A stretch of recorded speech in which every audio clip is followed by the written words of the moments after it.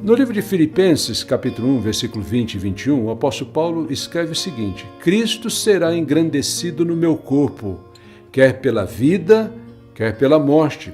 Portanto, para mim, o viver é Cristo e o morrer é lucro.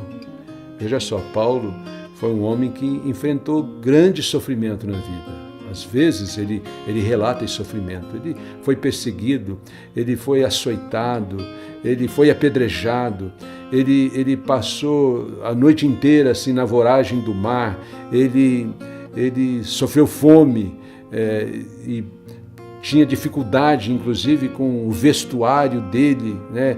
E, obviamente, ele diz, eu aprendi a viver em toda e qualquer situação, né? Eu sei o que é ter muito, eu sei o que é ter pouco, eu sei o que é ter fartura, eu sei o que é não ter nada.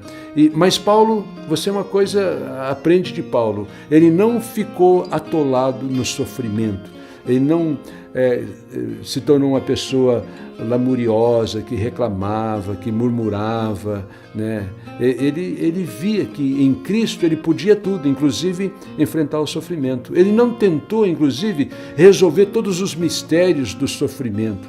Ele não ficou atolado em algumas perguntas, tais como por que eu, por que comigo, por que hoje? Ele não tentou achar o culpado ou um bode expiatório para aquele sofrimento.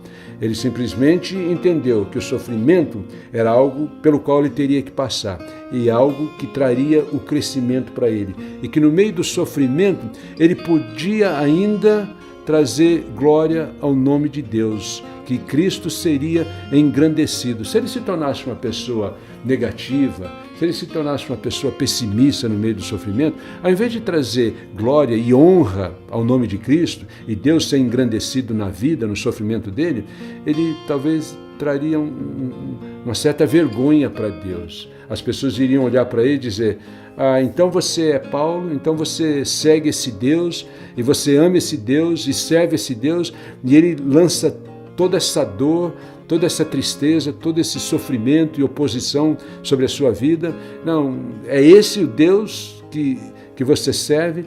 Paulo não tinha essa atitude negativa, Paulo não tinha essa atitude de resmungar, de reclamar, mas Paulo sabia, não, mesmo na dor, mesmo na morte, Deus está presente, né? E para mim, o viver vai continuar sendo Cristo, vai continuar sendo servir a Cristo, com alegria ou tristeza, com muito ou com pouco, com dor ou sem dor, com sofrimento ou sem sofrimento. Para o apóstolo Paulo, ele dizia, ele tinha um propósito na vida dele. O meu propósito é servir a Cristo. E se morrer, ele diz, morrer é lucro. Porque morrendo, ele sabia que ele estaria de imediato na presença do Senhor.